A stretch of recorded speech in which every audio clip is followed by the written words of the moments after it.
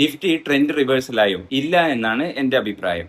Nifty ഇപ്പോഴും positive trend തന്നെ continue ചെയ്യാനുള്ള 5 പ്രധാന കാരണങ്ങൾ എന്തെല്ലാമെന്ന് നോക്കാം. Reason number 1, crude oil correction. WTI crude price $85 നിന്നും $82 താഴെയാണ് ഇപ്പോൾ ട്രേഡ് ചെയ്യുന്നത്. ഇനിയും ക്രൂഡ് പ്രൈസ് താഴെ പോവുകയാണെങ്കിൽ ഇന്ത്യയുടെ ഇമ്പോർട്ട് ബില്ല് കുറയുകയും ഇൻഫ്ലേഷൻ പ്രഷർ കുറയുകയും ചെയ്യും. അത് നിഫ്റ്റിക്ക് എപ്പോഴും ഒരു പോസിറ്റീവ് ട്രെൻഡാണ് നൽകുക. അടുത്തതായി നിഫ്റ്റിയുടെ സപ്പോർട്ട് സോണാണ്. അതായത് നിഫ്റ്റി ഫ്യൂച്ചേഴ്സ് 24,350 സപ്പോർട്ട് എടുത്തുകൊണ്ട് ഇപ്പോൾ ബൗൺസ് ബാക്ക് തന്നിരിക്കുകയാണ്. ഈ ലെവൽ സസ്റ്റെയിൻ ചെയ്യുകയാണെങ്കിൽ അതിന് ഈസിയായി 24,500 24,600 സോൺ ബ്രേക്ക് ചെയ്ത് മുകളിലേക്കുള്ള ട്രെൻഡ് കണ്ടിന്യൂ ചെയ്യാൻ സാധിക്കുമെന്നാണ് കരുതുന്നത്. അടുത്തതായി US CPI ഇൻഫ്ലേഷൻ മാർക്കറ്റ് എക്സ്പെക്ടേഷന് ഇൻലൈൻ ആണ് വന്നത്. അതുകൊണ്ട് തന്നെ ഫെഡ് റേറ്റ് ഇൻക്രീസ് ചെയ്യാനുള്ള സാധ്യത കുറയുകയും അത് എമർജിംഗ് മാർക്കറ്റായി ഇന്ത്യക്ക് അതൊരു പോസിറ്റീവ് ന്യൂസ് ആണ്. Reason number 4, crude oil down ആവുകയാണെങ്കിൽ ഫോറിൻ ഇൻവെസ്റ്റേഴ്സ് വീണ്ടും ഇന്ത്യൻ മാർക്കറ്റിൽ ഇൻവെസ്റ്റ് ചെയ്യുകയും അത് ഒരു നിഫ്റ്റിക്ക് പോസിറ്റീവ് സെന്റിമെന്റ് ആയി വരാൻ സാധ്യതയുണ്ട്. റീസൺ നമ്പർ 5, ഗ്ലോബൽ മാർക്കറ്റ് ഇപ്പോൾ പോസിറ്റീവ് ടെറിട്ടറിയിലാണ് ട്രേഡ് ചെയ്യുന്നത്. അത്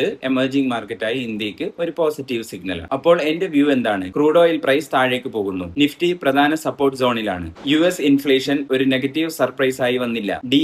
DIIs ബൈയിങ് അതിശക്തമാണ്. ഗ്ലോബൽ മാർക്കറ്റ് കംപ്ലീറ്റ്ലി ബിയറിഷ് അല്ല. അതുകൊണ്ട് അടുത്ത കുറച്ച് ദിവസങ്ങളിൽ നിഫ്റ്റിക്ക് ഒരു ബുള്ളിഷ് വ്യൂ ആണ് ഞാൻ കാണുന്നത്.